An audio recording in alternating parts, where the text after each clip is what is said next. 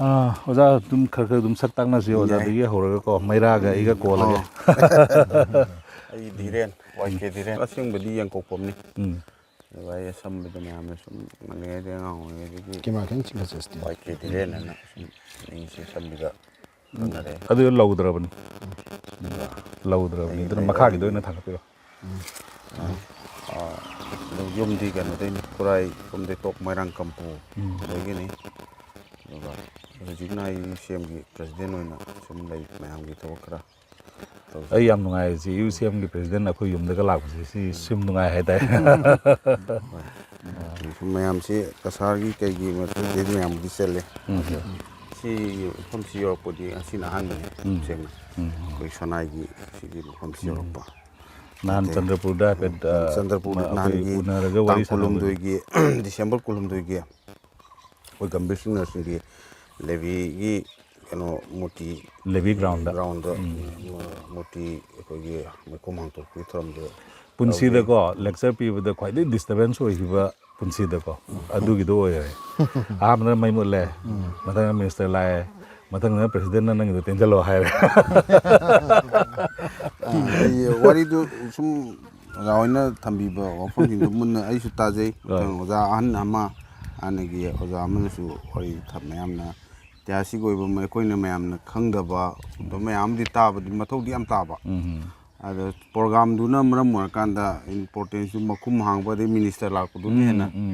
no ओइ give दु न मरम कांदा मैम दा तसेंग दी दु गिदो ओजा बाबा चंद्र गा एई गा सी ओजा बाबा चंद्र ना हाय दे एई मुख हाय बगी दका लेत्रे बको दु अनिमक थमजली दो ऑर्गेनाइजिंग गी organizer singi kitang problem amo are maram de oja baba chandra history oja ne GC college ki mana harak pada ai nu hainga ya tai leite do aingon da su angkung kausali du di moina lehening bagi yahoning bagi di oiraga ai su mimang da kai mam landok toina yum de prepare to chat pani na ko yamna short minute ani manga da loisalo ya de aduna preparation do aina moida mamang da haibni loknat da aidi oja baba chandra thamade ai thambiranu ai thamagadi oja baba chandra thambiranu akoi animak na ngang bai se kadawai do dum mana ra dau ne mi amaga phangba khena bai matung ni na khedang odi khena bai ai adu bo oja lakpiba yam pare yam nungai adu ko oja na ai ming Leisangthem Sanjit ai je infan iski nau khno ki infan pukhau rot ka hina ba adagini da hoji ai khongchat sida khoi gi film kai ngamnaba laanfamse hai bu film ka amsu building construction ga mai le na kadaba ngarang uchi baje adu gi producer oina ahom sin lak sabani aduga ngasi khongchat se sonai oina jo sonai district oina jo anir subu ore hoki ba 2004 gi 5 hai ta 5 gi ahanba no da silja da ahanba lakki 2008 ayata tha amama khaimu leirami aduga 2010 da la leirame aduga asiga khongchati da haiga khongchati yame adu serang kun adu thangim lekai da lakpi thangim lekai da oina kasar district da lakpi ba sunai sina district tu gi sub division amni hojiburi town oi re ko to town du gi akoi oja kenu chu akoi se punna akoi sunai gi manungda constituency amagi manungda ni hai be constituency se impal gi ga changnam nor de constituency mari gum gi jang akoi di constituency da lai ji hali 50000 lai mutani akoi je oina sigi di lagama lising umbu matak da le akoi sunai constituency si sunai gi sida lakwa de ahan bo je do si thangim lekai ko ko akoi kun di thangim lekai ko thangjam na khara mapung oina tai thangim lekai lapi bo yam harau de di akoi Meira osi Meira su kitang ai kuire aina sai jwa ba sahi kungi matung da di la aduga kungi mamang si di tha kudingi la koigi film da hai tai 2004-5 ki matam si da di yam toina mafam sa le ram me do hai le si mafam si mak da dani ren gi mai pa na gol na koi ba mari chat ba hawai rasma ga tha ba ai hek pa yaw ba loi taw e ge dani ren gi mobile phone ama turian jila la pa thong saram de koi matam da wa gi thong ama ning tham da matam ni taw e do ising chaw matam da na hi de la le hi de lan ba kan da mobile ꯑꯃ ꯂꯨꯞꯈꯤꯕ ꯀꯥꯍꯧꯕ ꯑꯁꯤꯗ ꯍꯥꯞꯄꯗ Nokia ꯃꯇꯝꯒꯤ ꯑꯩꯅ ꯁꯤꯗ ꯍꯥꯞꯄꯗꯤ ꯌꯥꯎꯔꯦ ꯑꯗꯨꯝ ꯄꯪꯕ ꯀꯥꯏꯅ ꯑꯩꯅ ꯉꯥꯡꯁꯤꯜꯂꯤꯕ ꯑꯗꯨꯃꯥꯏꯅ ꯇꯧꯔꯒ ꯂꯥꯛꯄꯅꯦ ꯍꯧꯖꯤꯛꯇꯤ ꯉꯁꯤꯁꯦ ꯑꯩꯁꯦ ꯐꯤꯂꯝ ꯃꯦꯀꯔ ꯑꯃ ꯑꯣꯏꯅ ꯂꯥꯛꯄꯅꯦ ꯑꯩꯅꯁꯨ ꯍꯥꯏꯖꯕ ꯑꯩꯒꯤ ꯌꯥꯝꯕ ꯙꯤꯔꯦꯟ ꯂꯥꯛꯄꯤꯕꯁꯦ ꯌꯥꯝ ꯅꯨꯡꯉꯥꯏ ꯑꯩꯈꯣꯏꯒꯤ ꯐꯤꯂꯝꯒꯤ ꯃꯆꯠꯇ ꯍꯥꯏꯇꯥꯔꯦꯅꯦ ꯃꯅꯤꯄꯨꯔꯒꯤ ꯁꯣꯁꯤꯌꯦꯜ ꯑꯦꯛꯇꯤꯚꯤꯁꯀꯤ ꯌꯥꯝꯅ ꯌꯪ ꯌꯥꯎꯔꯤꯕ ꯂꯨꯞ ꯑꯃꯒꯤ ꯄ꯭ꯔꯁꯤꯗꯦꯟ ꯑꯃ ꯂꯥꯛꯄꯁꯦ ꯀꯔꯤꯝ ꯍꯥꯏꯕꯤꯗ꯭ꯔꯁꯨ ꯀꯔꯤꯝꯇ ꯀꯩꯅꯣ ꯇꯧꯗ꯭ꯔꯁꯨ ꯑꯩꯈꯣꯏꯒꯤ ꯃꯃꯜ ꯑꯃ ꯂꯩꯅ ꯂꯧꯖꯩ ꯍꯥꯏꯇꯥꯔꯦ ꯄꯨꯟꯅ ꯂꯥꯛꯃꯤꯟꯅꯕꯁꯦ ꯑꯣꯖꯥ ꯒꯨꯅꯥꯗꯣꯟꯒꯤ ꯑꯣꯖꯥ ꯒꯨꯅꯥꯗꯣꯟꯁꯨ ꯈꯤꯇꯪ ꯍꯥꯏꯕꯤꯌꯨ ꯁꯨꯝ ꯋꯥꯍꯩ ꯉꯁꯥꯏ ꯆꯪꯕꯤꯔꯝꯃꯤ ꯅꯣꯡꯏꯟ NGOꯒꯤꯁꯨ ꯍꯥꯏꯕꯤꯕ ꯌꯥꯏ ꯑꯗꯩꯗꯤ ꯋꯥꯔꯜ ꯃꯩꯇꯩ ꯀꯥꯎꯟꯁꯤꯜꯒꯤꯁꯨ ꯍꯥꯏꯕꯤꯕ ꯌꯥꯏ ꯑꯩ ꯅꯠꯇꯦ ꯄꯤꯛꯏꯉꯩꯗꯒꯤ ꯇꯤꯟꯅꯔꯛꯄꯅꯤ ꯑꯗꯨꯕꯨ ꯃꯥꯁꯨ ꯑꯩ ꯌꯨꯝꯗ ꯂꯥꯛꯄꯗꯤ ꯉꯁꯤ ꯑꯍꯥꯟꯕ ꯑꯣꯏꯔꯝꯒꯅꯤ ꯑꯩꯗꯤ ꯌꯥꯝ ꯅꯨꯡꯉꯥꯏꯕ ꯍꯥꯏꯇꯥꯔꯦ ꯉꯁꯤ ꯆꯍꯤ ꯆꯥꯎꯔꯥꯛꯅ ꯆꯍꯤ 15ꯗꯒꯤꯅ 30 ꯑꯣꯏꯔꯕꯅꯤ ꯃꯄꯥꯟꯗ ꯂꯩꯖꯔꯕꯁꯨ ꯃꯔꯝ ꯑꯣꯏꯔꯒ ꯑꯩ ꯉꯁꯥꯏ ꯑꯣꯖꯥꯁꯤꯡ ꯄꯨꯅꯦꯗ ꯂꯩꯔꯝꯕꯅꯤ ꯈꯥꯡꯉꯝ ꯂꯩꯀꯥꯏꯁꯦ ꯀꯟꯁꯇꯤꯇ꯭ꯋꯦꯟꯁꯤ ꯃꯅꯨꯡ ꯑꯃꯠꯇꯒꯤ ꯃꯅꯨꯡꯗ ꯑꯣꯏꯔꯒꯁꯨ ꯂꯥꯛꯄꯒꯤ ꯍꯥꯏꯗꯤ ꯃꯇꯥ ꯆꯥꯗꯕ ꯍꯥꯏꯒꯗ꯭ꯔꯥ ꯅꯠꯇ꯭ꯔꯒ ꯃꯇꯥꯡ ꯆꯥꯗꯕ ꯍꯥꯏꯒꯗ꯭ꯔꯥ ꯂꯥꯛꯄ ꯉꯝꯗꯕ ꯉꯁꯤ ꯂꯥꯛꯄꯁꯤꯁꯨ ꯌꯥꯝꯅ ꯂꯥꯏꯐꯕ ꯍꯥꯏꯇꯥꯔꯦ ꯑꯣꯖꯥꯁꯤꯡꯒꯁꯨ ꯄꯨꯟꯕꯤꯔꯦ ꯄꯨꯟꯅ ꯂꯥꯛꯆꯔꯦ ꯀ꯭ꯂꯥꯁ ꯑꯩꯒꯤ ꯏꯃꯥꯟꯅꯕ ꯄꯤꯛꯏꯉꯩꯗꯒꯤ ꯇꯤꯟꯅꯔꯛꯄ ꯑꯗꯨꯒ ꯑꯩꯈꯣꯏꯒꯤ ꯍꯧꯖꯤꯛ ꯑꯣꯏꯕ ꯀꯟꯗꯤꯁꯟꯁꯤꯅ ꯀꯔꯤ ꯍꯥꯏꯇꯥꯔꯦ ꯃꯥꯏꯒꯤ ꯍꯥꯏꯐꯝꯁꯨ ꯂꯩꯗꯅꯀꯣ ꯑꯗꯨꯅ ꯃꯔꯝ ꯑꯣꯏꯔꯒ ꯍꯥꯏꯗꯣꯛꯅꯈꯤꯕ ꯍꯥꯏꯇꯥꯔꯦ ꯑꯣꯖꯥ ꯑꯗꯨꯒ ꯋꯥꯈꯜꯗꯤ ꯑꯃꯕꯨ ꯑꯣꯏꯔꯦ ꯃꯅꯤꯄꯨꯔꯗꯒꯤ ꯏꯝꯐꯥꯜꯗꯒꯤ ꯏꯆꯤꯟꯅꯥꯎꯁꯤꯡ ꯒꯨꯅꯥꯗꯣꯟꯅ ꯂꯝꯖꯤꯡꯗꯅ ꯄꯨꯕꯤꯔꯛꯄꯁꯦ ꯁꯤ ꯑꯩꯒꯤꯗꯤ ꯊꯥꯏꯅꯉꯩꯗ ꯇꯤꯟꯅꯈꯤꯕ ꯃꯔꯨꯞꯇꯣ ꯀꯣ ꯉꯁꯤꯗꯤ ꯑꯃꯨꯛ ꯍꯦꯟꯅ ꯅꯛꯁꯟꯅꯍꯜꯂꯦ ꯑꯣꯖꯥ ꯍꯣꯏ ꯉꯁꯤ ꯀꯩꯅꯣꯗ ꯏꯝꯐꯥꯜꯗꯒꯤ ꯊꯣꯛꯄꯤꯔꯝꯃꯤꯁꯦ ꯍꯥꯏꯗꯤ ꯁꯤꯜꯆꯔꯗ ꯂꯥꯛꯄꯤꯔꯝꯃꯤꯁꯦ ꯀꯔꯤ ꯊꯕꯛꯀꯤꯅꯣ ꯑꯗꯨꯝꯗꯪ ꯀꯅꯥꯅ ꯍꯥꯏꯕꯤꯅꯤ ꯃꯩꯔꯥꯅ ꯍꯥꯏꯕꯤꯒꯅꯤ ꯀꯩꯅꯣꯒꯤ ꯑꯝꯁꯨꯒꯤ ꯕꯤꯜꯗꯤꯡ ꯀꯟꯁꯇ꯭ꯔꯛꯁꯟ ꯑꯃ ꯑꯩꯈꯣꯏꯒꯤ ꯀꯩꯅꯣꯒꯤ ꯂꯝꯕꯤ ꯃꯄꯥꯟꯗꯣ ꯀꯩꯅꯣꯒꯤ ꯃꯗ꯭ꯔꯥꯄꯨꯔꯒꯤ ꯑꯩꯁꯦ ꯀꯩꯅꯣꯝꯇ ꯁꯝꯖꯍꯧꯒꯦ ꯃꯁꯤꯒꯤ ꯃꯔꯝꯗꯤ ꯁꯤꯒꯤ ꯍꯟꯗꯛ ꯀꯣꯊꯥꯐꯝ ꯀꯥꯕ ꯑꯃꯁꯨꯡ ꯉꯝꯅꯕ ꯂꯥꯟꯐꯝꯁꯦ ꯍꯥꯏꯅ ꯐꯤल्म ꯑꯅꯤ ꯉꯔꯥꯡ ꯀꯥꯞꯈꯤꯕꯁꯦ ꯑꯣꯖꯥ ꯆꯦꯔꯤꯇꯤ ꯁꯣ ꯑꯣꯏꯅ ꯃꯁꯤ ꯑꯍꯥꯟꯕ ꯄ꯭ꯔꯣꯄꯣꯖꯦꯜꯁꯦ ꯑꯩꯅ ꯇꯧꯕꯅꯦꯕ ꯑꯗꯨꯅ ꯀꯩꯗꯅꯣ ꯍꯥꯏꯕꯗ ꯐꯦꯕ꯭ꯔꯨꯋꯥꯔꯤ ꯇꯥꯡ 3ꯗ ꯑꯩꯈꯣꯏꯒꯤ ꯀꯔꯤ ꯎꯌꯦꯛ ꯇꯝꯕ ꯍꯥꯏꯅ ꯌꯥꯇ꯭ꯔꯥ ꯍꯨꯟꯕ ꯈꯪꯅꯩ ꯑꯗꯣ ꯍꯥꯏꯔꯤꯕ ꯅꯨꯃꯤꯠꯁꯤꯗ ꯑꯩꯅ ꯑꯝꯁꯨꯒꯤ ꯂꯤꯗꯔꯁꯤꯡ ꯍꯥꯏꯇꯥꯔꯦ ꯃꯔꯨꯞ ꯃꯀꯣꯛꯑꯣꯏꯕꯁꯤꯡ ꯑꯦꯗꯚꯥꯏꯖꯔꯁꯤꯡꯗ ꯑꯩꯅ ꯄ꯭ꯔꯣꯄꯣꯁ ꯇꯧꯕꯅꯦꯕ ꯑꯣꯖꯥ ꯁꯨꯃꯥꯏꯅ ꯇꯧꯅ ꯁꯤ ꯂꯩ ꯀꯣꯊꯥꯐꯝ ꯀꯥꯕꯒꯤꯗꯒꯤ ꯍꯧꯒꯠꯆꯕꯅꯤ ꯋꯥꯔꯤꯗꯤ ꯃꯔꯝꯗꯤ ꯀꯣꯊꯥꯐꯝ ꯀꯥꯕꯒꯤ ꯏꯅꯥꯎ ꯈꯥꯕꯁꯦ ꯃꯥꯁꯤ ꯗꯤꯜꯂꯤꯗ ꯃꯥꯏ ꯆꯦꯔꯤꯇꯤ ꯁꯣꯁꯤ ꯇꯧꯔ ꯃꯇꯨꯡꯗ ꯑꯩꯉꯣꯟꯗ ꯀꯣꯟꯇꯦꯛ ꯇꯧꯔꯛꯈꯤꯕ ꯀꯣ ꯑꯩꯈꯣꯏ ꯀꯁꯥꯔꯗꯁꯨ ꯇꯧꯅꯤꯡꯉꯤ ꯁꯤꯜꯆꯔꯗꯁꯨ ꯇꯧꯅꯤꯡꯉꯤꯕ ꯕꯣꯔꯥꯛ ꯚꯤꯂꯦꯖꯁꯤꯗ ꯇꯧꯅꯤꯡꯉꯤ ꯍꯥꯏꯕꯒꯤ ꯅꯤꯡꯁꯤꯡꯉꯛꯄꯁꯤꯗ ꯑꯩꯅ ꯑꯝꯁꯨꯗ ꯑꯗꯨꯒꯤ ꯄ꯭ꯔꯣꯄꯣꯖꯦꯜꯁꯤ ꯇꯧꯕ ꯃꯇꯝꯗ ꯑꯝꯁꯨꯅ ꯑꯃꯨꯛ ꯉꯁꯥꯏꯒꯤ ꯑꯣꯖꯥ ꯃꯩꯔꯥꯒꯤꯁꯦ ꯁꯤ ꯍꯥꯏꯔꯛꯄꯅꯦꯕ ꯑꯗꯣ ꯑꯩꯅꯁꯨ ꯑꯗꯨꯗꯤ ꯌꯥꯝ ꯐꯖꯕꯅꯤ ꯌꯥꯝ ꯑꯦꯄ꯭ꯔꯤꯁꯤꯌꯦꯠ ꯇꯧꯔꯦ ꯑꯗꯨꯗꯤ ꯑꯩꯈꯣই ꯄꯨꯟꯅ ꯇꯧꯃꯤꯟꯅꯔꯁꯤ ꯅꯣꯏ ꯑꯝꯁꯨꯅ ꯅꯍꯥꯔꯣꯟꯁꯦ ꯃꯔꯥꯡ ꯀꯥꯏꯅ ꯁ꯭ꯇꯨꯗꯦꯟꯁꯤꯡ ꯅꯍꯥꯔꯣꯟꯁꯦ ꯃꯔꯥꯡ ꯀꯥꯏꯅ ꯂꯩꯕꯅꯤꯅ ꯆꯦꯟ ꯆꯣꯡꯕ ꯑꯃꯒꯤ ꯊꯕꯛꯁꯤꯗꯤ ꯅꯣꯏꯅ ꯇꯧꯕꯤ ꯇꯥꯔꯦ ꯑꯩꯈꯣꯏ ꯅꯣꯡꯏꯟ NGOꯁꯤꯁꯨ ꯃꯤꯡ ꯌꯥꯎꯕꯤꯌꯨ ꯑꯩꯈꯣꯏ ꯀꯔꯤ ꯍꯥꯏꯇꯕ ꯀꯣꯂꯥꯕꯣꯔꯦꯁꯟꯕꯨ ꯍꯥꯏꯔꯁꯨ ꯅꯠꯇ꯭ꯔꯒꯅ ꯏꯟ ꯑꯦꯁꯣꯁꯤꯌꯦꯠꯄꯨ ꯍꯥꯏꯔꯁꯨ ꯑꯗꯨꯒꯤ ꯑꯦꯡꯒꯜꯗ ꯑꯩꯈꯣꯏꯁꯨ ꯑꯗꯨꯝ ꯂꯩꯖꯒꯦ ꯁꯤꯅꯦꯕ ꯌꯥꯎꯖꯒꯦ ꯁꯤꯅꯤ ꯑꯗꯨ ꯍꯥꯏꯕꯁꯤ ꯃꯣꯏꯅ ꯈꯟꯅꯔꯒ ꯑꯩꯈꯣꯏꯁꯦ ꯃꯣꯏꯅ ꯍꯥꯏꯔꯛꯄꯅꯤꯗ ꯑꯣꯔꯒꯅꯥꯏꯖ ꯕꯥꯏꯁꯤꯅ ꯑꯝꯁꯨ ꯑꯣꯏꯔꯒ ꯄꯋꯥꯔড ꯕꯥꯏꯁꯤꯅ ꯅꯣꯡꯏꯟ NGO ꯍꯥꯏꯅ ꯑꯗꯨꯃꯥꯏꯅ ꯊꯣꯛꯂꯒ ꯉꯔꯥꯡꯒꯤ ꯐꯤल्म ꯑꯅꯤꯁꯤ ꯆꯦꯔꯤꯇꯤꯁꯨ ꯑꯣꯏꯅ ꯀꯥꯞꯈꯤꯕꯅꯤ ꯑꯗꯨꯒꯤ ꯄꯥꯎꯁꯦ ꯇꯥꯕꯗ ꯕꯣꯟꯇꯔꯥꯄꯨꯔꯒꯤ ꯑꯣꯖꯥ ꯃꯦꯟꯖꯣꯔ ꯁꯤꯅꯥ ꯃꯦꯟꯖꯣꯔ ꯑꯩ ꯃꯥꯕꯨ ꯊꯥꯒꯠꯆꯕ ꯉꯝꯖꯗꯦ ꯃꯔꯝꯗꯤ ꯁꯤꯅꯥ ꯃꯦꯟꯖꯣꯔꯅ ꯑꯩꯉꯣꯟꯗ ꯀꯣꯜ ꯇꯧꯕꯤꯔꯛꯈꯤ ꯑꯣꯖꯥꯅ ꯍꯥꯏꯗꯤ ꯅꯣꯏꯁꯦ ꯀꯃꯥꯏꯅ ꯀꯔꯤꯅꯣ ꯑꯀꯨꯞꯄ ꯃꯔꯣꯜꯗ ꯍꯪꯉꯛꯈꯤꯕ ꯍꯥꯏꯇꯥꯔꯦ ꯍꯪꯉꯛꯄ ꯃꯇꯥꯡꯁꯤꯗ ꯑꯩꯅ ꯂꯤ ꯑꯣꯖꯥ ꯁꯤꯅꯤ ꯑꯝꯁꯨꯒꯤ ꯃꯔꯨꯑꯣꯏꯅ ꯐꯟ ꯗ꯭ꯔꯥꯏꯚꯁꯦ ꯗꯥꯏꯔꯦꯛ ꯇꯧꯗꯕꯤꯗ ꯍꯧꯖꯤꯛ ꯃꯅꯤꯄꯨꯔꯗ ꯑꯣꯏꯔꯤꯕ ꯏꯁꯨꯁꯤꯒꯁꯨ ꯃꯔꯤ ꯂꯩꯅꯅ ꯑꯁꯤꯁꯨ ꯑꯩꯈꯣꯏꯒꯤ ꯑꯦꯋꯥꯔꯅꯦꯁꯀꯤ ꯃꯑꯣꯡꯗ ꯍꯥꯏꯐꯦꯠ ꯈꯪꯍꯟꯕ ꯑꯗꯨꯒ ꯉꯁꯥꯏ ꯐꯟ ꯗ꯭ꯔꯥꯏꯚꯀꯤ ꯀꯩꯅꯣꯁꯤꯁꯨ ꯍꯥꯏꯐꯦꯠ ꯔꯦꯁ ꯇꯧꯍꯧꯕ ꯌꯥꯕ ꯒꯤ ꯃꯑꯣꯡꯗ ꯇꯧꯕꯅꯤꯅ ꯍꯥꯏꯕꯁꯤ ꯃꯥꯅ ꯑꯗꯨꯗꯤ ꯑꯩꯈꯣꯏꯁꯨ ꯄꯥꯝꯃꯤꯅ ꯍꯥꯏꯕꯁꯤꯒ ꯑꯗꯨꯒꯤ ꯋꯥꯈꯜꯂꯣꯟꯗꯣ ꯐꯣꯡꯗꯣꯛꯄꯤꯔꯛꯄꯗꯒꯤ ꯑꯩꯅ ꯑꯩꯈꯣꯏꯒꯤ ꯇꯤꯝꯗꯨꯗ ꯑꯩꯈꯣꯏ ꯑꯣꯔꯒꯅꯥꯏꯖ ꯇꯧꯃꯤꯟꯅꯔꯤꯕ ꯇꯤꯝꯁꯤꯗ ꯅꯤꯡꯁꯤꯡꯕ ꯃꯇꯝꯗ ꯑꯣꯔꯒꯅꯥꯏꯖꯤꯡ ꯀꯃꯤꯇꯤꯅꯁꯨ ꯌꯥꯝ ꯍꯔꯥꯎꯅ ꯌꯥꯕꯗꯒꯤ ꯉꯁꯤꯁꯦ ꯕꯣꯟꯇꯔꯥꯄꯨꯔꯗ ꯍꯣꯔꯦꯟ ꯅꯨꯡꯊꯤꯟ ꯄꯨꯡ 2ꯗꯒꯤ ꯍꯥꯏꯔꯤꯕ ꯐꯤल्म ꯑꯅꯤꯁꯦ ꯀꯣꯊꯥꯐꯝ ꯀꯥꯕ ꯑꯃꯁꯨꯡ ꯉꯝꯅꯕ ꯂꯥꯟꯐꯝꯁꯦ ꯏꯋꯥꯔꯗꯦꯁꯀꯤ ꯑꯣꯗꯤꯇꯣꯔꯤꯌꯝꯗ ꯑꯣꯗꯤꯇꯣꯔꯤꯌꯝ ꯁꯣꯔꯣꯡꯄꯥꯟꯗ ꯂꯩꯕ ꯍꯣꯏ ꯁꯣꯔꯣꯡꯄꯥꯟ ꯃꯤ ꯆꯥꯎꯔꯥꯛꯅ ꯃꯤ 100 ꯃꯨꯛ ꯑꯗꯨꯗꯤ ꯃꯣꯏꯒꯤ ꯆꯦꯔꯤꯇꯤꯅꯤ ꯑꯗꯨꯒ ꯐꯤल्मꯗꯨꯅ ꯁꯣꯟꯒꯤꯗꯒꯤ ꯀꯥꯞꯄꯗꯣꯏꯅꯦꯕꯀꯣ ꯃꯔꯛꯁꯤꯗ ꯊꯠꯅ ꯑꯝꯇꯪ ꯄꯥꯎ ꯇꯝꯖꯒꯦ ꯑꯗꯒꯤ ꯁꯤ ꯁꯣꯟꯗ ꯀꯣꯔꯅꯔꯗ ꯎꯔꯤꯁꯦ ꯁꯤ ꯒꯣꯔꯒꯣꯔꯤꯅꯦ dagidi sigi manakta damai haibamne dui manakta sakum lekai haibamne metai khun lei ko adagi mang de uri se mongolpur ni tasena anu bolami chali se si se anu lambi se loina huikti son side se loi samnaraba ngata ni ko aduna gari lambi gi da loi hana swan koir salam bado han koi salami adu si lambi phalam da leidi leiba do tasengna lamargam gi hayu tari lamargam da khuman khunau leibu du maina thangjam lekai na khuman noiraga mongolpur je khunau ne matam amagi to khunau du maming ama thonjan gi ba mongolpur ai na mongolpur ai re to son corner da lebi se si na kenu ni jorakhul ni sigi akhoi gi sorok sida dum thaur chakhraga dum bondrapur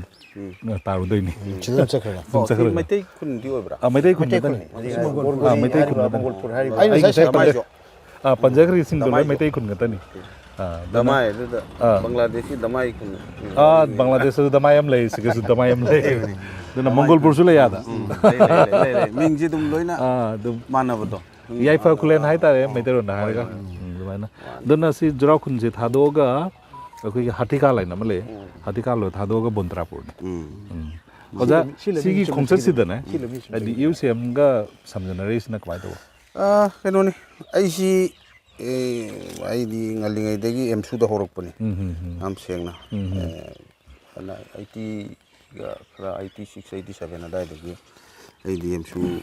imphal game su torpani ga matam le emsu ga amsu gi leinaba mari haitare ko oja matam da samjana bi dam ai makta te ai gi mamangi allaman singna samamani samamadi lai ga marak thalaga ola amsu gi oja chingthang kombo ko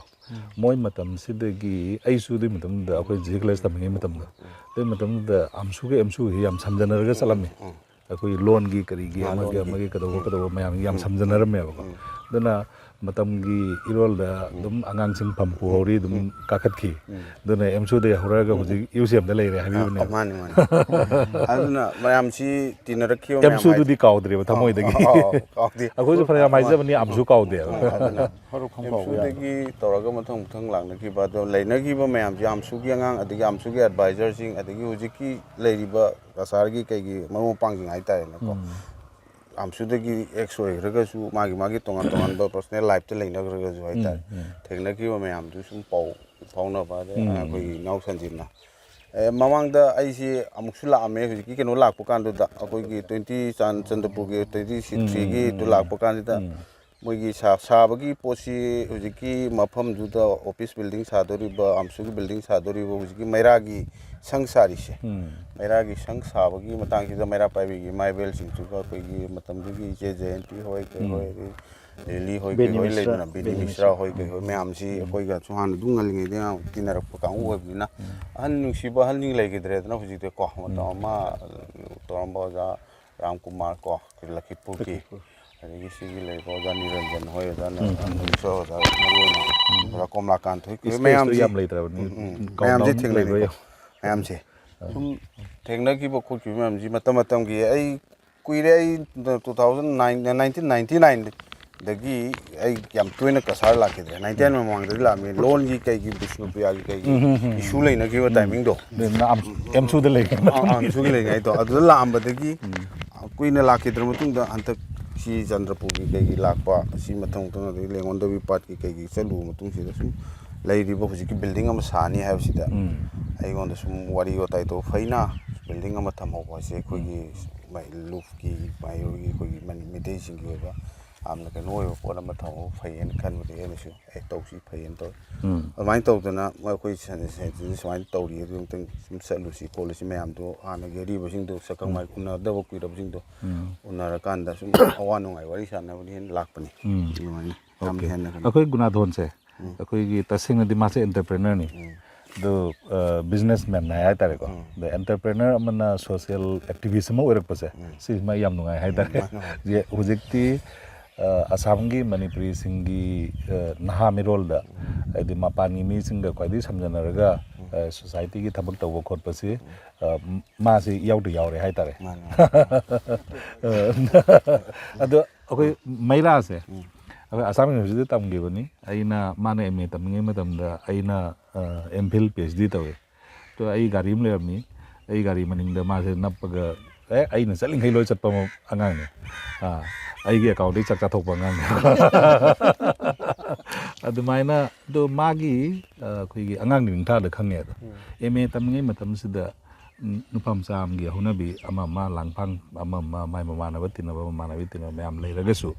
ꯃꯥꯒꯤ talent ꯑꯃꯗꯤ ꯎꯏꯌꯦꯕꯀꯣ ꯑꯗꯨꯅꯅꯤ ꯃꯥ ꯉꯁꯥꯏ ꯍꯥꯏꯗꯣ ꯃꯅꯤꯄꯨꯔ ꯆꯠꯈ꯭ꯔꯒ ꯀꯔꯤꯒꯨꯝꯕ ꯈꯔꯗꯤ ꯇꯧꯔꯛꯀꯅꯤ ꯍꯥꯏꯁꯦ ꯑꯩꯅ MA ꯇꯝꯃꯤꯉꯩ ꯃꯇꯝꯗꯨꯗ ꯎꯈ꯭ꯔꯦꯕ ꯃꯔꯝꯗꯤ ꯀꯩꯅꯣ ꯍꯥꯏꯗ ꯊꯕꯛ ꯇꯧꯒꯗꯕꯒꯤ ꯃꯔꯨꯗꯨꯗ ꯈꯪꯉꯦꯕꯀோ ꯍꯌꯦꯡ ꯀꯣꯟꯅ ꯄꯥꯝꯕꯤꯁꯤ ꯆꯥꯎꯔꯛꯀꯅꯤ ꯍꯥꯏꯁꯦ ꯑꯗꯨꯅ ꯑꯩꯅ ꯀꯁꯥꯔꯁꯤꯗ ꯑꯩꯅ ꯆꯠꯄ ꯃꯐꯝꯁꯤꯡꯁꯦ ꯑꯩ ꯂꯣꯏ ꯄꯨꯔ ꯆꯠꯄꯅꯤ ꯃꯔꯝꯗꯤ ꯈꯔ ꯈꯪꯈꯤꯁꯅꯨ ꯍꯥꯏꯅ ꯃꯇꯝꯗꯨꯗ ꯃꯩꯔꯥꯁꯦ ꯄꯥꯕꯨꯡ ꯂꯩꯈꯤꯗꯕꯒꯤꯁꯨ ꯅꯨꯡꯉꯥꯏꯇꯕ ꯑꯗꯨꯝ ꯑꯩ ꯐꯣꯡꯗꯣꯛꯈꯤꯕꯅꯤ ꯑꯗꯨ ꯅꯪ ꯇꯧꯈꯤꯕ ꯄ꯭ꯔꯣꯒ꯭ꯔꯥꯝ ꯄꯨꯝꯅꯃꯛ ꯂꯣꯏ ꯎꯏ ꯑꯗꯨꯗ ꯃꯥꯁꯦ ꯀꯃꯥꯏꯅ ꯇꯧꯒꯦꯗ ꯑꯣꯖꯥ ꯆꯅꯥꯂꯨꯈꯣꯏꯒꯤ ꯃꯆꯥꯅꯨꯄꯥꯅ ꯑꯩ ꯈꯪꯉꯝꯃꯦꯕ ꯃꯥ MA ꯇꯝꯃꯤꯉꯩ ꯃꯇꯝꯁꯦ ꯑꯗꯨ ꯀꯅꯥꯅꯣ ꯑꯉꯥꯡ ꯈꯔ ꯅꯪ ꯂꯣꯏꯅꯔꯛꯏꯁꯦ ꯍꯥꯏꯔꯒ ꯃꯅꯤꯄꯨꯔꯗꯒꯤ ꯑꯣꯖꯥ ꯆꯅꯥꯂꯨꯈꯣꯏꯒꯤ ꯃꯆꯥꯅꯤ ꯍꯥꯏꯔꯗꯤ ꯃꯥꯁꯦ ꯔꯤꯒꯥꯔꯗ ꯑꯗꯨꯝ ꯐꯪꯉꯦꯕꯀꯣ ꯑꯗꯨꯃꯥꯏꯅ ꯑꯣꯖꯥ ꯆꯅꯥꯂꯨꯈꯣꯏꯒꯤ ꯃꯤꯡꯗ ꯃꯥꯁꯤ ꯑꯦꯟꯇꯥꯌꯔ ꯕꯔꯥꯛ ꯚꯦꯂꯤꯁꯤ ꯖꯥꯔꯤꯕꯣꯟ ꯈꯪꯗꯦ ꯀꯔꯤ ꯈꯪꯗꯦ ꯍꯧꯅ ꯁꯪꯗ ꯑꯣꯖꯥ ꯍꯣꯏꯁꯨ ꯅꯣꯡ ꯐꯥꯗꯣꯛ ꯆꯠꯄꯤꯔꯗꯤ ꯃꯥ ꯑꯗꯨꯝ ꯋꯥꯔꯤ ꯂꯤꯔꯛꯀꯅꯤ ꯍꯧꯅ ꯁꯪꯁꯤ ꯃꯤꯅ ꯂꯦꯛꯄ ꯀꯤꯅꯈꯤ ꯅꯠꯇ꯭ꯔꯥ ꯑꯗꯨ ꯏꯆꯤꯜ ꯏꯅꯥꯎ ꯑꯩꯈꯣꯏ ꯂꯦꯛꯈꯤꯑꯕ ꯍꯧꯅ ꯁꯪꯗꯨꯗ ꯅꯨꯡꯗꯥꯡꯗꯣ ꯊꯥꯔꯒ ꯃꯣꯏꯅꯗꯤ ꯍꯥꯏ ꯑꯗꯨ ꯇꯧꯏ ꯑꯗꯥ ꯇꯧꯏ ꯂꯥꯏꯐꯝꯅꯤ ꯀꯔꯤꯅꯤ ꯃꯩꯇꯩꯒꯤ ꯀꯤꯅꯕꯤ ꯑꯃ ꯂꯩꯇ꯭ꯔꯅꯦ ꯂꯥꯏꯐꯝꯗ ꯑꯔꯦ ꯚꯩ ꯂꯥꯏꯐꯝ ꯑꯣꯏꯇꯥꯔꯗꯤ ꯂꯦꯛꯄꯗ ꯑꯩꯈꯣꯏ ꯀꯤꯐꯝ ꯂꯩꯇꯦ ꯃꯔꯝꯗꯤ ꯀꯩꯅꯣꯗ ꯂꯥꯏꯅ ꯀꯟꯗꯣꯏꯅꯤ ꯐꯠꯇꯕꯗꯤ ꯃꯥꯅ ꯀꯟꯗꯣꯛꯄꯤꯗꯣꯏꯅꯤ ꯑꯩꯈꯣꯏ ꯑꯅꯤꯗꯨꯗ ꯂꯦꯛꯈꯤ ꯑꯗ ꯃꯣꯏ ꯑꯍꯟꯁꯤꯡꯗꯨꯅ ꯑꯗꯨꯝ ꯑꯉꯥꯡ ꯑꯅꯤꯁꯦ ꯃꯑꯣꯡ ꯑꯃꯅꯦꯅ ꯑꯗꯨꯝ ꯂꯧꯕꯤꯈꯤ ꯑꯗꯨꯃꯥꯏꯅ ꯑꯩꯅ ꯎꯖꯈꯤꯕ ꯑꯉꯥꯡꯗꯣ ꯅꯣꯡꯃꯒꯤ ꯗꯦꯕꯂꯞ ꯇꯧꯔꯛꯄꯗ ꯃꯥꯒꯤ ꯑꯍꯥꯟꯕ ꯈꯣꯡꯊꯥꯡꯁꯤ ꯆꯠꯈ꯭ꯔꯒ ꯄꯦꯇ꯭ꯔꯤꯌꯣꯇꯤꯛ ꯔꯥꯏꯇꯔꯁ ꯐꯣꯔꯝ ꯍꯥꯏꯅ ꯑꯃ ꯇꯧꯏ ꯄꯦꯇ꯭ꯔꯤꯌꯣꯇꯤꯛ ꯔꯥꯏꯇꯔꯁ ꯐꯣꯔꯝ ꯇꯧꯅ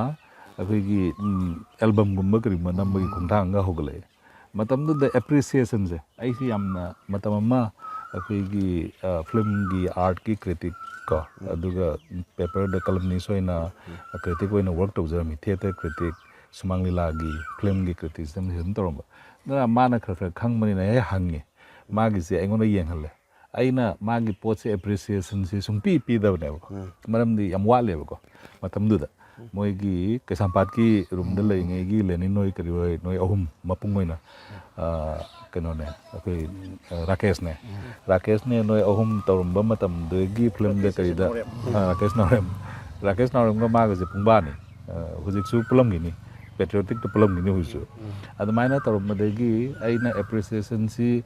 ꯅꯈꯣꯏꯅ ꯑꯦꯄ꯭ꯔꯤꯁꯤꯌꯦꯁꯟ ꯄꯥꯝ ꯇꯥꯔꯗꯤ ꯌꯥꯝꯅ ꯍꯥꯔꯗ ꯋꯥꯔꯛ ꯇꯧꯕꯒꯤ ꯗꯔꯀꯥꯔ ꯂꯩꯔꯦ ꯑꯗꯨꯅ ꯃꯥ ꯑꯗꯨꯝ ꯋꯥꯔꯤꯗꯤ ꯑꯗꯨꯝ ꯁꯥꯟꯅꯩ ꯏꯆꯤꯜ ꯏꯅꯥꯎ ꯑꯗꯨꯒ ꯀꯣꯟꯅ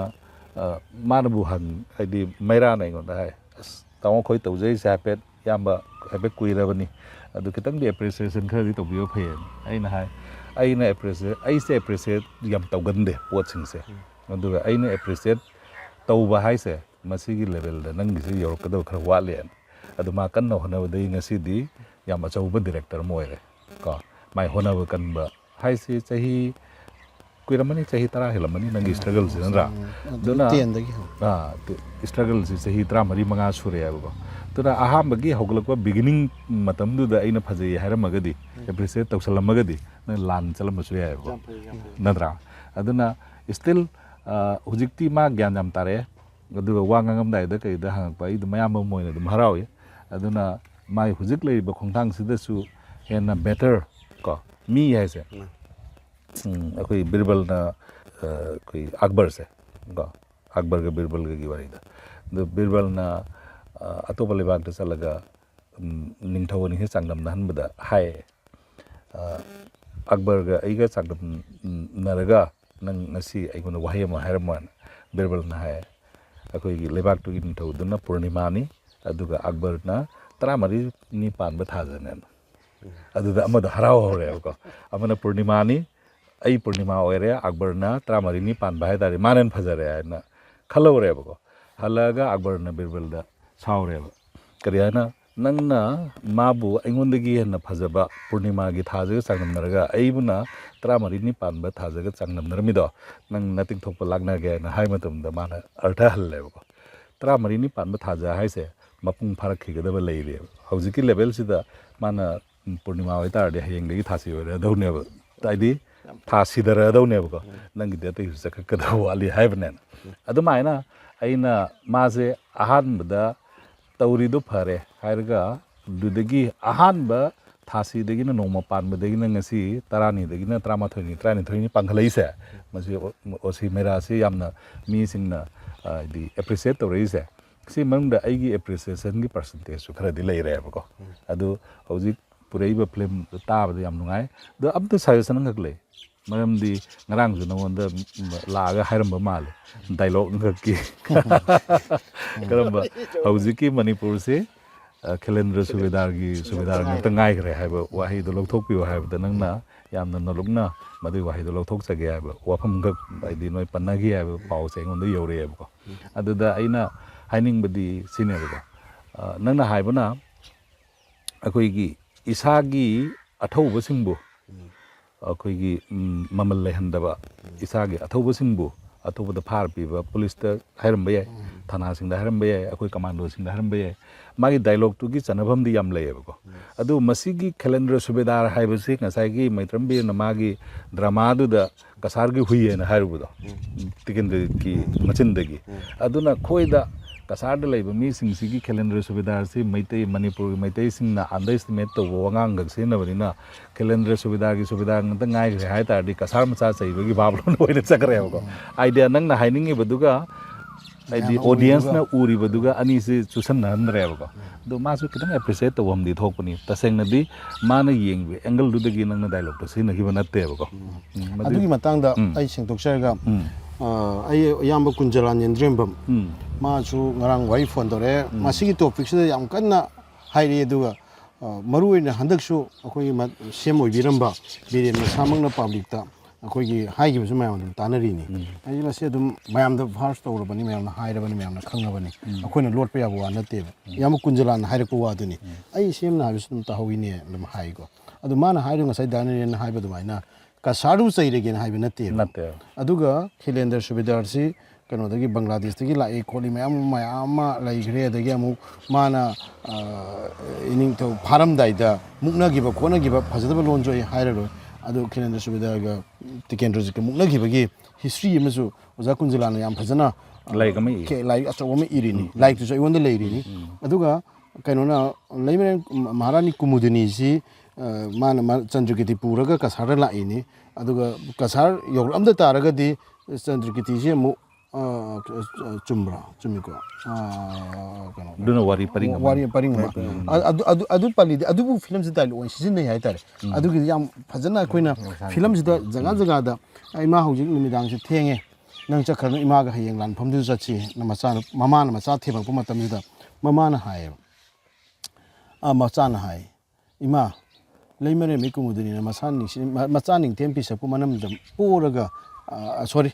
ꯑꯍꯤꯡꯗ ꯍꯧꯔꯛꯄ ꯅꯤꯡꯊꯧ ꯐꯝꯕꯥꯜ ꯃꯨꯟꯅꯕꯒꯤ ꯂꯥꯟꯖꯪꯗ ꯂꯩꯃꯔꯦꯝꯕꯤ ꯀꯨꯃꯨꯗꯅꯤꯅ ꯈꯨꯠꯇ ꯊꯥꯡꯁꯥꯡ ꯄꯥꯏꯔꯒ ꯅꯤꯡꯊꯧ ꯐꯝꯕꯥꯜ ꯃꯨꯟꯅꯈꯤꯕꯒꯤ ꯀꯜꯍꯧꯕꯒꯤ ꯋꯥꯔꯤꯗꯨꯗꯤ ꯏꯃꯥ ꯀꯥꯎꯔꯕ꯭ꯔꯥ ꯍꯥꯏ ꯀꯥꯟꯗ ꯃꯃꯥꯅ ꯈꯨꯝꯃꯦꯕ ꯑꯗꯨꯒꯨꯝꯕꯤ ꯃꯆꯥ ꯅꯤꯡꯊꯦꯝ ꯄꯤꯁꯛꯄꯨ ꯃꯅꯝꯗ ꯄꯣꯔꯒ ꯅꯤꯡꯊꯧ ꯐꯝꯕꯥꯜ काहन ममा कुमुदिनी अइदी ओइरमोइना खनबरा गायन सी ओजा कुंजलांगी कुमुदिनी की डायलॉग से पाई है अदुना खेलेंद्र सुबेदार सु हेक्ता मीना हाइनरे अदुना हाइरेन हापमक्ति नतेबा याम सेंगना दानिरेन हाइरे दुमाइना सिचुएशन दो होगी दानिरेन फिल्म जी येंगद्रगजु कइनो अमदा हाइबनेबा पुलिस फील्ड लानफम द चटलिबा पुलिस ऑफिसर अमदा हौजिंग याम चेक्सेलो नंगी इंफॉर्मेशन पुनमक अइवोना लैरे अदुना लाइव इंफॉर्मेशन पुनमक से अइना होम मिनिस्टर मक ओइरमद्रगदि नंगी नक्तक्ता इलिगेशन म्याम लाआनी अदुबु अइखोइ लेपा कंदबदि यादबनिना नंगी अवारपा पुनमक सु अइना पिरक्कनी तवदबु अइना नोंना पिरइ हाइबसिनि म्यामना खंगनगनु मरमदि हुजिकसे खेलेंद्र सुबेदार यामना लैरबनी हाइबनेबा मा हाइरिबा मफमदो पुलिस ऑफिसर हाइबने दो कंटेक्स्ट तो नसाइगी ऑडियंस की सेंटिमेंट कसारी सेंटिमेंट हेन सागत केबदो अदुन मरमरगा अखोइदा सैबम मानव पोरम खकी मौंग ओइना सागलपदो कंटेक्स्ट ददी फिल्म की प्रोजेक्ट अदि फिल्म पुथुइबो कांबोसिंगदि दुगी मेंटालिटी दा कसारबु चाहिए ना तबदि नते कसार मितै चाहिनबगि नते लैरिबा अखोइगी वखलदा लैगिबा सोबेदार खेलेंद्र सुबेदार की रोल दो अदुगी पोतु ओइननी कसार म्यामबुदि नते न खले आइना अदु सेंदोदि यारोय नंगना किदन लाइन दो किदन मॉडिफाई तौगिन गा म्यामगी कनोदुसु सेंटिमेंट सु अंदनबा ककेदो यागे दो अखोइगी फिल्म मैसिददि हेंग तुंकोइना लेवदा म्यामदा मागी अदुबु माइना साइ सिचुएशन दो मदुदि हुजिगी डायलॉग तनो याम पक्चरिबा अदु तसेंगनदि ꯑꯩꯈꯣꯏ ꯀꯁꯥꯔꯒꯤ ꯃꯤꯁꯤꯡꯅ ꯇꯁꯦꯡꯅꯗꯤꯀꯣ ꯃꯩꯇ꯭ꯔꯝꯕꯤꯔꯅꯁꯨ ꯃꯥꯒꯤ ꯀꯦꯂꯦꯟꯗꯔꯗꯨ ꯁꯥꯒꯠꯂꯛꯄ ꯃꯇꯝꯗ ꯇꯤꯀꯦꯟꯗ꯭ꯔꯖꯤꯠꯄꯨ ꯍꯦꯟꯅ ꯋꯥꯡꯍꯟꯅꯕꯒꯤ ꯍꯣꯠꯅꯕꯗ ꯀꯁꯥꯔꯒꯤ ꯍꯨꯏ ꯍꯥꯏꯅ ꯆꯩꯔꯨꯕꯅꯦꯕ ꯀꯣ ꯇꯁꯦꯡꯅꯗꯤ ꯑꯗꯨꯃꯥꯏꯅ ꯆꯩꯕ ꯌꯥꯕ ꯃꯤ ꯑꯃ ꯅꯠꯇꯦꯕ ꯇꯤꯀꯦꯟꯗ꯭ꯔꯖꯤꯠꯅ ꯀꯩꯁꯨ ꯆꯩꯔꯝꯃꯣꯏꯕ ꯕꯤꯔꯅ ꯆꯩꯍꯜꯂꯤꯅꯦꯕ ꯃꯔꯝꯗꯤ ꯀꯩꯅꯣ ꯍꯥꯏꯗ ꯑꯩꯗꯤ ꯀꯩꯅꯣꯁꯦ ꯈꯦꯂꯦꯟꯗ꯭ꯔ ꯁꯨꯕꯦꯗꯥꯔꯁꯦ ꯇꯤꯀꯦꯟꯗ꯭ꯔꯒꯤ ꯃꯕꯥꯏ ꯊꯣꯛꯑꯦꯕ ꯇꯔꯨꯅꯤ ꯁꯅꯥ ꯂꯧꯔꯤꯅꯦꯕ ꯇꯔꯨꯅꯤ ꯁꯅꯥ ꯍꯥꯏꯁꯤꯗꯤ ꯀꯩꯅꯣꯒꯤ ꯇꯤꯀꯦꯟꯗ꯭ꯔꯒꯤ ꯃꯆꯦꯅꯦꯕ ꯇꯤꯀꯦꯟꯗ꯭ꯔꯒꯤ ꯃꯆꯦ ꯂꯧꯔꯤꯕ ꯍꯥꯏꯗꯤ ꯃꯕꯥꯏꯗꯨꯗ ꯀꯁꯥꯔꯒꯤ ꯍꯨꯏ ꯍꯥꯏꯅ ꯆꯩꯐꯝ ꯁꯨꯡꯊꯣꯛ ꯊꯣꯛꯇꯦꯕ ꯑꯗꯨ ꯏꯇꯤꯍꯥꯁꯇ ꯂꯩꯕ ꯐꯦꯛꯇꯨ ꯅꯠꯇꯦꯕ ꯃꯩꯇ꯭ꯔꯝꯕꯤꯔꯒꯤ ꯀꯩꯅꯣ ꯗ꯭ꯔꯃꯥꯗꯨꯗ ꯇꯤꯀꯦꯟꯗ꯭ꯔꯖꯤꯠꯇꯨꯕꯨ ꯋꯥꯡꯍꯟꯅꯤꯡꯕꯗꯒꯤ ꯐꯥꯕ ꯂꯥꯛꯏꯕ ꯃꯤꯗꯨꯕꯨ ꯆꯩꯍꯟꯕꯒꯤ ꯋꯥꯅꯦꯕꯀꯣ ꯑꯗꯨꯒꯤ ꯁꯦꯟꯇꯤꯃꯦꯟꯇꯣ ꯃꯗꯨꯗꯨꯅ ꯑꯩꯈꯣꯏꯒꯤ ꯉꯁꯥꯏꯒꯤ ꯀꯔꯤ ꯑꯦꯗꯤꯁꯤ ꯑꯣꯖꯥ ꯌꯨꯝ ꯁꯥꯟꯇꯤꯀꯨꯃꯥꯔ ꯃꯥ ꯑꯣꯏꯔꯝꯒꯅꯤ ꯂꯥꯛꯑꯝꯃꯤꯗꯣ ꯅꯠꯇ꯭ꯔꯥ ꯃꯥꯗꯤ ꯈꯔ ꯑꯩꯈꯣꯏꯒꯤ ꯃꯄꯥꯟ ꯃꯅꯤꯄꯨꯔꯤꯁꯤꯡꯒꯤ ꯁꯦꯟꯇꯤꯃꯦꯟꯇ ꯃꯤꯁꯤꯡꯅ ꯁꯨꯃꯥꯏꯅ ꯇꯧꯅ ꯁꯥꯟꯅꯕꯁꯤ ꯌꯥꯔꯣꯏꯗꯕꯅꯤ ꯃꯁꯤꯒꯤ ꯈꯣꯜꯂꯥꯎ ꯄꯤꯒꯗꯕꯅꯤ ꯀꯥꯏ ꯂꯛꯈꯤꯄꯨ ꯑꯣꯟꯂꯥꯏꯟꯗꯒꯤ ꯏꯔꯩꯗꯣ ꯑꯗꯨꯏꯗꯣ ꯅꯪꯅ ꯐꯖꯅ ꯒ꯭ꯌꯥꯟ ꯇꯥꯍꯜꯂꯝꯕ ꯉꯝꯕ ꯉꯝꯗꯕ ꯅꯪꯅ ꯑꯍꯜ ꯑꯃꯅ ꯍꯦꯟꯅ ꯔꯦꯁꯄꯦꯛ ꯇꯧꯔꯒ ꯃꯗꯨ ꯑꯩꯈꯣꯏ ꯆꯨꯝꯊꯣꯛꯆꯅꯕ ꯍꯣꯠꯅꯖꯒꯦꯅ ꯅꯪꯅ ꯍꯥꯏꯔꯝꯃꯤ ꯍꯥꯏꯁꯦ ꯃꯁꯤ ꯇꯥꯕꯗ ꯑꯗꯨꯝ ꯅꯨꯡꯉꯥꯏ ꯑꯣꯖꯥꯒꯤ ꯐꯤꯂꯝ ꯂꯥꯛꯏꯕ ꯑꯅꯤꯃꯛ ꯀꯩꯅꯣꯗꯨꯗꯤ ꯌꯥꯝꯅ ꯚꯥꯏꯔꯦꯜ ꯑꯣꯏꯔꯦ ꯍꯥꯏꯇꯥꯔꯦ ꯃꯥꯒꯤ ꯀ꯭ꯋꯥꯊꯥꯐꯝ ꯀꯥꯕꯒꯤ ꯏꯁꯩꯗꯣ ꯃꯗꯨꯝꯗꯤ ꯑꯗꯨꯝ ꯃꯌꯥꯝ ꯄꯨꯝꯅꯃꯛꯅ ꯍꯥꯏꯗꯤ ꯖꯒꯣꯏ ꯁꯥꯕ ꯈꯣꯠꯄ ꯑꯃ ꯑꯗꯨꯝ ꯇꯧꯔꯦ ꯅꯈꯣꯏꯒꯤ ꯐꯤꯂꯝꯗꯨꯁꯨ ꯍꯧꯖꯤꯛꯀꯤ ꯁꯤꯆꯨꯋꯦꯁꯟꯁꯤ ꯌꯥꯝ ꯐꯖꯅ ꯎꯠꯂꯤ ꯍꯥꯏꯕꯒꯤ ꯄꯥꯎꯁꯦ ꯑꯩ ꯐꯪꯉꯦ ꯑꯩꯁꯨ ꯅꯣꯡꯃ ꯌꯦꯡꯉꯒ ꯑꯩꯁꯨ ꯀꯩꯅꯣꯝꯗꯤ ꯍꯥꯏꯔꯛꯀꯅꯦꯅ ꯈꯜꯂꯤ ꯑꯗꯨ ꯍꯧꯖꯤꯛ ꯗꯥꯅꯤꯔꯅ ꯍꯥꯏꯅꯤꯡꯉꯤꯗ ꯗꯥꯅꯤꯔꯅ ꯃꯦꯗꯤꯌꯥꯗ ꯀꯩꯗ ꯊꯥꯒꯠꯄ ꯐꯤꯂꯝꯁꯤ ꯅꯝꯕ ꯀꯥꯟꯗ ꯌꯥꯝ ꯁꯦꯡꯅꯗꯤ ꯑꯩ ꯏꯅꯥꯎ ꯁꯟꯖꯤꯠꯁꯤ ꯊꯦꯡꯅꯕꯗ ꯑꯩꯅ ꯄ꯭ꯔꯣꯗ꯭ꯌꯨꯁꯔ ꯑꯣꯏꯌꯨ ꯍꯥꯏꯕꯅꯤ ꯇꯁꯦꯡꯅꯗꯤ ꯐꯤꯂꯝꯁꯤ ꯃꯥ ꯄ꯭ꯔꯣꯗ꯭ꯌꯨꯁꯔ ꯑꯣꯏꯅꯤ ꯂꯥꯛꯄꯁꯨ ꯅꯠꯇꯦ ꯐꯤꯂꯝꯁꯤꯗ ꯌꯥꯎꯕ ꯏꯁꯩꯁꯦ ꯑꯩꯁꯦ ꯑꯣꯄꯔꯦꯁꯟ ꯇꯧꯕꯒꯤ ꯍꯣꯁꯄꯤꯇꯥꯜ ꯂꯩꯀꯥꯟꯗ ꯁꯤꯡꯒꯔ ꯑꯣꯏꯔꯤꯕ ꯇꯥꯃꯣ ꯔꯥꯖꯦꯟꯗ꯭ꯔꯣꯁꯤꯅ ꯏꯁꯩ ꯑꯃ ꯏꯌꯣ ꯂꯥꯛꯑꯦ ꯑꯗ ꯏꯕꯤꯔꯦ ꯃꯥ ꯐꯤꯂꯝ ꯄꯨꯊꯣꯛꯑꯦ ꯑꯗꯩ ꯁꯨꯝ ꯂꯩꯀꯥꯟꯗ ꯁꯟꯖꯤꯠ ꯅꯪꯁꯦ ꯅꯁꯛꯇ ꯇꯥꯅꯤꯔꯦ ꯑꯗꯨꯃꯥꯏꯅ ꯍꯥꯏꯕ ꯇꯦꯂꯦꯟ ꯑꯃ ꯂꯩꯅꯦ ꯅꯪ ꯐꯤꯂꯝ ꯄ꯭ꯔꯣꯗ꯭ꯌꯨꯁꯔ ꯑꯣꯏꯌꯨꯅꯦꯅ ꯑꯩꯅ ꯍꯥꯏꯕꯗ ꯑꯣꯏꯔꯒꯦꯅ ꯇꯧꯕꯗ ꯃꯥꯅ ꯌꯥꯝ ꯁꯞꯄꯣꯔꯠ ꯐꯪꯉꯦ ꯍꯥꯏꯇꯥꯔꯦ ꯄ꯭ꯔꯣꯗꯛꯁꯟ ꯁꯥꯏꯠꯇꯒꯤ ꯑꯗꯨꯒ ꯑꯩꯈꯣꯏꯒꯤ ꯀꯩꯅꯣꯅ ꯇꯥꯔꯖꯥꯟꯁꯨ ꯂꯩꯕꯤꯔꯤ ꯃꯥꯒꯤ ꯇꯥꯔꯖꯥꯟꯁꯦ ꯍꯥꯟꯅ ꯈꯪꯗꯦ ꯁꯟꯖꯤꯠꯅ ꯑꯩꯈꯣꯏꯒꯤ ꯑꯐꯕ ꯇꯤꯝ ꯑꯃ ꯂꯩ ꯑꯩꯒꯤ ꯄ꯭ꯔꯣꯗꯛꯁꯟ ꯇꯤꯝꯗ ꯑꯋꯥꯠꯄ ꯂꯩꯔꯣꯏ ꯍꯥꯏꯔꯒ ꯅꯝꯃꯤꯗꯨ ꯄ꯭ꯔꯣꯗ꯭ꯌꯨꯁꯔꯒꯤ ꯌꯨꯝ ꯀꯣ ꯄ꯭ꯔꯣꯗ꯭ꯌꯨꯁꯔ ꯑꯣꯏꯔꯤꯕ ꯇꯥꯔꯖꯥꯟꯒꯤ ꯌꯨꯝꯃꯛꯁꯨ ꯁꯤꯖꯤꯟꯅꯔꯤ ꯍꯥꯏꯇꯥꯔꯦ ꯑꯗꯨ ꯃꯌꯥꯝꯁꯨ ꯇꯧꯔꯀꯥꯟꯗ ꯑꯩꯅ ꯐꯤꯂꯝꯁꯤꯗ ꯍꯥꯏꯅꯤꯡꯉꯤꯗꯤ ꯁꯦꯟꯁꯔꯒꯤ ꯃꯇꯥꯡꯁꯦ ꯍꯥꯏꯖꯅꯤꯡꯕꯅꯤ ꯐꯤꯂꯝꯁꯤ ꯒꯨꯍꯥꯇꯤꯗ ꯑꯩꯒꯤ ꯐꯤꯂꯝ 10ꯃꯨꯛ ꯇꯧꯈ꯭ꯔꯕ 14-15 ꯁꯨꯔꯦ ꯁꯤꯗꯩꯗ ꯁꯦꯟꯁꯔ ꯕꯣꯔꯗꯅ ꯁꯦꯟꯁꯔ ꯂꯧꯕꯗ ꯑꯁꯨꯛ ꯌꯥꯝꯅ ꯑꯋꯥꯕ ꯑꯣꯏꯕ ꯐꯤꯂꯝꯗꯤ ꯍꯟꯗꯛꯀꯤ ꯉꯝꯅꯕ ꯂꯥꯟꯐꯝꯁꯤ ꯑꯣꯏꯌꯦꯕ ꯑꯗꯨ ꯀꯛꯊꯠꯂꯣꯅ ꯏꯆꯝ ꯆꯝꯅ ꯃꯆꯥꯅ ꯃꯄꯥꯗ ꯆꯥꯛ ꯏꯟꯕꯁꯤ ꯄ꯭ꯔꯤꯊꯤꯕꯤꯗ ꯆꯠꯅꯩꯌꯦꯕ ꯑꯩꯗꯤ ꯄꯥꯡꯒꯟ ꯃꯌꯦꯡ ꯇꯥꯔꯦ ꯏꯄꯥ ꯄꯥꯡꯒꯟ ꯃꯌꯦꯡ ꯇꯥꯔꯕꯅꯤꯅ ꯏꯄꯥꯒꯤ ꯃꯇꯝꯗ ꯃꯅꯤꯄꯨꯔ ꯀꯟꯕ ꯉꯝꯃꯝꯗ꯭ꯔꯁꯨ ꯅꯪꯒꯤ ꯃꯇꯝꯗꯗꯤ ꯃꯅꯤꯄꯨꯔ ꯀꯟꯕ ꯉꯝꯃꯛꯎꯀꯣ ꯏꯄꯥ ꯆꯥꯛ ꯏꯟꯕꯤꯒꯦ ꯉꯁꯤꯗꯤ ꯅꯪ ꯆꯥꯛ ꯆꯥꯗ꯭ꯔ ꯃꯥꯅꯦꯅ ꯏꯟꯕꯁꯤ ꯑꯥꯏꯟꯅ ꯌꯥꯕ ꯗꯥꯏꯂꯣꯛꯅꯦꯕ ꯁꯤꯗ ꯀ꯭ꯔꯤꯃꯤꯅꯦꯜ ꯑꯣꯏꯕ ꯀꯩꯅꯣꯝꯇ ꯌꯥꯎꯗꯦꯕ ꯑꯗꯨꯕꯨ ꯑꯗꯨꯏꯗꯨ ꯁꯦꯟꯁꯔ ꯕꯣꯔꯗꯅ ꯂꯧꯊꯣꯛ ꯍꯥꯏꯖꯤꯜꯂꯛꯏꯅꯦ ꯃꯔꯝꯗꯤ ꯁꯦꯟꯇꯤꯃꯦꯟꯗꯨ ꯌꯥꯝꯅ ꯗ꯭ꯔꯣ ꯋꯥꯡꯈꯠꯂꯛꯑꯦꯅ ꯑꯗꯒꯤ ꯑꯃꯨꯛ ꯑꯉꯥꯡꯁꯤꯡꯁꯤ ꯐꯥꯔꯒ ꯇꯣꯔꯆꯔ ꯇꯧꯕ ꯃꯇꯝꯁꯤꯗꯩꯗ ꯑꯁꯤꯗꯤ ꯖꯤꯔꯤ ꯊꯧꯗꯣꯛ ꯌꯥꯝ ꯁꯥꯊꯤꯅ ꯅꯤꯡꯁꯤꯡꯉꯅꯤ ꯁꯤ ꯂꯧꯊꯣꯛꯎ ꯍꯥꯏꯖꯤꯜꯂꯛꯏꯅꯤ ꯑꯗꯣ ꯂꯧꯊꯣꯛꯎ ꯍꯥꯏꯕꯁꯤ 10ꯒ 3ꯀꯨꯝꯕ ꯍꯥꯏꯔꯛꯏꯅꯤ ꯁꯤꯟꯁꯦ 13 ꯍꯥꯏꯖꯤꯜꯂꯛꯏꯅꯤ ꯑꯗꯒꯤ ꯁꯣꯝꯗ ꯄꯨꯂꯤꯁ ꯗꯤꯄꯥꯔꯠꯃꯦꯟꯇꯒꯤꯁꯨ ꯃꯅꯤꯄꯨꯔ ꯌꯥꯝ ꯍꯥꯏꯅꯤꯡꯉꯗꯤ ꯀꯦꯕꯤꯅꯦꯠ ꯃꯤꯅꯤꯁꯇꯔꯒꯤ ꯔꯦꯡꯁꯤꯡꯅ ꯏꯟꯐꯣꯔꯃꯦꯁꯟ ꯄꯤꯅꯕ ꯀꯥꯟꯗ ꯅꯈꯣꯏꯒꯤ ꯐꯤꯂꯝꯗꯣ ꯊꯣꯛꯂꯛꯇ꯭ꯔꯤꯉꯩꯗꯒꯤ ꯍꯧꯅ ꯚꯥꯏꯔꯦꯜ ꯆꯠꯁꯜꯂꯛꯑꯦ ꯀꯔꯤ ꯋꯥꯔꯗ ꯌꯥꯎꯔꯦ ꯌꯥꯔꯗꯤ MSF ꯗꯦꯁꯇ ꯄ꯭ꯔꯤꯃꯤꯌꯔ ꯇꯧꯗ꯭ꯔꯤꯉꯩꯗ ꯃꯣꯏ ꯍꯥꯟꯅ ꯌꯦꯡꯒꯦ ꯍꯥꯏꯔꯛꯏꯅꯤ ꯃꯅꯤꯄꯨꯔꯤ ꯐꯤꯂꯝꯒꯤ ꯈꯣꯡꯆꯠꯇ ꯀꯦꯕꯤꯅꯦꯠ ꯃꯤꯅꯤꯁꯇꯔꯅ ꯐꯝꯃꯒ ꯔꯤꯚ꯭ꯌꯨ ꯇꯧꯕ ꯐꯤꯂꯝ ꯑꯣꯏꯔꯤꯅꯦꯕ ꯁꯤ ꯌꯥꯝ ꯁꯦꯡꯕ ꯑꯗꯨꯉꯁꯤ ꯍꯥꯏꯗꯣꯛꯆꯕꯩ ꯋꯥꯅꯦꯕ ꯌꯥꯝ ꯐꯩ ꯑꯗꯨꯃꯥꯏꯅ ꯑꯩꯈꯣꯏꯅ ꯇꯧꯖꯔꯨꯕꯗꯨ ꯃꯥꯟꯕ ꯃꯥꯟꯗꯕ ꯇꯣꯛꯊꯣꯛꯈ꯭ꯔꯒ ꯀꯦꯕꯤꯅꯦꯠ ꯃꯤꯅꯤꯁꯇꯔ ꯃꯅꯨꯡꯗ ꯐꯝꯃꯒ ꯐꯤꯂꯝꯁꯤ ꯑꯣꯏꯅ ꯄ꯭ꯔꯤꯚ꯭ꯌꯨ ꯇꯧꯈꯠꯂꯛꯏꯅꯦꯕ ꯑꯗꯨꯅ ꯃꯔꯝ ꯑꯣꯏꯔꯀꯥꯟꯗ ꯉꯁꯥꯏ ꯑꯣꯖꯥꯅ ꯍꯥꯏꯕꯤꯕꯗꯣ ꯗꯥꯅꯤꯔꯅꯁꯨ ꯍꯥꯏꯕꯤꯕꯗꯣ ꯑꯣꯖꯥꯗꯣ ꯌꯥꯝ ꯕꯦꯚꯥꯔ ꯇꯧꯖꯩ ꯑꯩꯈꯣꯏ ꯀꯩꯗꯧꯕ ꯌꯥꯏꯒꯦ ꯑꯗꯨꯒ ꯑꯩꯈꯣꯏ ꯀꯁꯥꯔꯒꯤ ꯑꯗꯒꯤ ꯃꯄꯥꯟ ꯃꯅꯤꯄꯨꯔꯤꯕꯨ ꯀꯩꯅꯣ ꯁꯨꯃꯥꯏꯅ ꯆꯩꯔꯒꯦ ꯀꯥꯏꯅ ꯈꯟꯕꯗꯤ ꯅꯠꯇꯦꯕ ꯈꯦꯂꯦꯟꯗ꯭ꯔ ꯁꯨꯕꯦꯗꯥꯔ ꯄꯜꯂꯨꯕꯁꯤꯅ ꯀꯌꯥꯝ ꯌꯥꯝꯅ ꯀꯁꯥꯔ ꯃꯌꯥꯝꯗ ꯁꯦꯟꯇꯤꯃꯦꯟ ꯐꯪꯉꯦ ꯍꯥꯏꯁꯦ ꯑꯩꯈꯣꯏ ꯐꯤꯂꯝꯒꯤ ꯇꯧꯖꯔꯤꯕꯗꯨꯒꯤ ꯄꯥꯟꯗꯝ ꯑꯃꯗꯤ ꯐꯪꯉꯕꯅꯦꯕ ꯋꯥꯍꯩꯁꯤꯁꯨ ꯑꯗꯨ ꯈꯛꯇꯅꯦꯕ ꯍꯥꯏꯔꯤꯁꯦ ꯈꯦꯂꯦꯟꯗ꯭ꯔ ꯁꯨꯕꯦꯗꯥꯔꯒꯨꯝꯕ ꯉꯥꯛꯇ ꯉꯥꯏꯔꯕꯅꯤ ꯅꯪ ꯆꯦꯛꯁꯤꯜꯂꯨꯀꯣ ꯍꯥꯏꯕ ꯈꯛꯇꯅꯦꯕ ꯑꯗꯨꯅ ꯗꯥꯅꯤꯔꯅ ꯆꯥꯟꯁ ꯄꯤꯕꯤꯕꯁꯦ ꯌꯥꯝ ꯅꯨꯡꯉꯥꯏ ꯑꯗꯨꯒ ꯐꯤꯂꯝꯁꯤꯒꯤ ꯑꯣꯏꯅꯗꯤ ꯊꯧꯗꯣꯛꯁꯤꯡꯁꯤ ꯑꯗꯨꯛꯀꯤ ꯃꯇꯤꯛ ꯑꯩꯈꯣꯏꯅ ꯈꯟꯖꯔꯨꯕꯒꯤ ꯆꯥꯡꯗ ꯚꯥꯕꯣꯛꯅ ꯄꯥꯝꯕ ꯍꯦꯟꯖꯜꯂꯛꯏ ꯍꯥꯏꯇꯥꯔꯦ ꯑꯩꯈꯣꯏꯅ ꯈꯪꯖꯕ ꯑꯁꯥꯏꯁꯦ ꯀꯩꯁꯨ ꯃꯤꯅ ꯌꯦꯡꯅꯤꯡꯉꯣꯏ ꯀꯞꯅꯤꯡꯉꯣꯏ ꯀꯥꯏꯅ ꯈꯜꯂꯨꯕꯁꯦ ꯑꯦꯄ꯭ꯔꯤꯁꯤꯌꯦꯠ ꯇꯧꯕꯅ ꯍꯦꯟꯖꯜꯂꯛꯄ ꯍꯥꯏꯇꯥꯔꯦ ꯑꯩꯁꯨ ꯌꯦꯡꯉꯒ ꯀꯣꯟꯅ ꯈꯔ ꯄꯥꯎꯗꯨ ꯄꯤꯔꯛꯀꯦ ꯑꯗꯨꯝ ꯇꯞꯅ ꯆꯪꯉꯁꯤ ꯅꯠꯇ꯭ꯔꯥ ꯆꯥꯛꯁꯨ ꯏꯪꯉꯝꯃꯅꯤ ꯑꯗꯨ ꯕꯣꯇ꯭ꯔꯥꯄꯨꯔꯒꯤ ꯈꯣꯡꯆꯠꯁꯤꯁꯨ ꯃꯥꯏ ꯄꯥꯛꯄ ꯑꯣꯏꯕꯤꯌꯨ ꯍꯥꯏꯇꯥꯔꯦ ꯑꯗꯨ ꯃꯣꯏ ꯃꯤ ꯆꯥꯝꯃꯔꯤꯔꯣꯝꯅ ꯌꯦꯡꯒꯅꯤ ꯍꯥꯏꯕꯗꯨꯁꯨ ꯌꯥꯝ ꯐꯔꯦ ꯑꯗꯨꯒ ꯐꯤꯂꯝ ꯑꯅꯤꯃꯛ ꯑꯐꯕ ꯐꯤꯂꯝ ꯉꯥꯛꯇꯅꯤ ꯍꯥꯏꯅ ꯈꯜꯂꯤ ꯑꯃꯅ ꯑꯩꯈꯣꯏꯒꯤ ꯇ꯭ꯔꯦꯗꯤꯁꯟ ꯀꯣ ꯃꯩꯇꯩ ꯇ꯭ꯔꯦꯗꯤꯁꯟꯒꯤ ꯑꯔꯤꯕ ꯀ꯭ꯋꯥꯊꯥꯒꯤ ꯃꯤꯅꯅꯦ ꯏꯝꯐꯥꯜꯁꯦ ꯅꯣꯏ ꯃꯩꯇꯩ ꯂꯩꯕꯥꯛ ꯀꯧꯋꯦꯕꯀꯣ ꯑꯩꯈꯣꯏꯒꯤ ꯑꯣꯖꯥꯁꯤꯡꯅ ꯇꯥꯛꯄꯤꯔꯛꯄ ꯃꯇꯨꯡ ꯏꯟꯅ ꯀ꯭ꯋꯥꯊꯥꯅ ꯏꯝꯐꯥꯜ ꯀꯥꯕꯁꯦ ꯏꯝꯐꯥꯜꯗ ꯂꯥꯛꯄꯁꯦ ꯃꯩꯇꯩ ꯂꯩꯕꯥꯛ ꯆꯠꯄ ꯀꯧꯋꯦꯕ ꯑꯩꯈꯣꯏꯅ ꯑꯁꯥꯝꯗ ꯂꯩꯅ ꯑꯁꯥꯝ ꯆꯠꯀꯦ ꯍꯥꯏꯅꯦꯕ ꯍꯣꯖꯥꯏ ꯆꯠꯄꯗ ꯀꯥꯏ ꯆꯠꯇꯣꯏꯅꯣ ꯍꯥꯏ ꯑꯁꯥꯝꯗ ꯆꯠꯂꯨꯒꯦ ꯍꯥꯏꯅꯦꯕꯀꯣ ꯑꯁꯥꯝꯗ ꯂꯩꯔꯤꯅꯦꯕ ꯑꯁꯥꯝꯗ ꯂꯩꯕ ꯃꯤ ꯑꯃꯅ ꯑꯁꯥꯝ ꯆꯠꯀꯦ ꯍꯥꯏꯔꯤꯁꯦ ꯍꯣꯖꯥꯏ ꯂꯪꯀꯥꯔꯣꯝꯗ ꯆꯠꯇꯣꯏꯅꯦꯕꯀꯣ ꯑꯗꯨꯃꯥꯏꯅ ꯃꯅꯤꯄꯨꯔꯗ ꯂꯩꯔꯒ ꯍꯥꯏꯗꯤ ꯀꯩꯅꯣ ꯀ꯭ꯋꯥꯊꯥꯒꯤ ꯃꯤꯅ ꯏꯝꯐꯥꯜ ꯀꯥꯕꯁꯦ ꯃꯁꯤꯁꯦ ꯃꯩꯇꯩ ꯂꯩꯕꯥꯛ ꯆꯠꯄ ꯀꯧꯋꯦꯕ ꯑꯗꯨꯃꯥꯏꯅ ꯃꯣꯏꯗ ꯂꯩꯔꯤꯕ ꯑꯔꯤꯕ ꯃꯩꯇꯩꯒꯤ ꯆꯠꯅꯔꯣꯜꯁꯤꯡ ꯀꯔꯤꯁꯤꯡ ꯀꯗꯧꯕ ꯃꯣꯏꯅ ꯃꯗꯨ ꯎꯠꯅꯕ ꯈꯣꯠꯅꯕ ꯍꯣꯠꯅꯔꯤꯕꯁꯨ ꯌꯥꯝ ꯐꯔꯦ ꯑꯗꯣ ꯍꯧꯖꯤꯛ ꯑꯣꯏꯔꯤꯕ ꯁꯤꯆꯨꯋꯦꯁꯟꯁꯤꯕꯨ ꯐꯣꯡꯗꯣꯛꯄ ꯑꯗꯨꯒꯨꯝꯕ ꯐꯤꯂꯝ ꯑꯃ ꯃꯩꯔꯥ ꯑꯣꯏꯅꯒꯤ ꯇꯤꯝꯅ ꯎꯠꯅꯕ ꯄꯨꯊꯣꯛꯄꯁꯤꯁꯨ ꯌꯥꯝ ꯐꯔꯦ ꯑꯗꯣ ꯐꯤꯂꯝ ꯑꯅꯤꯃꯛ ꯃꯥꯏ ꯄꯥꯛꯄ ꯑꯣꯏꯁꯅꯨ ꯍꯥꯏꯇꯥꯔꯦ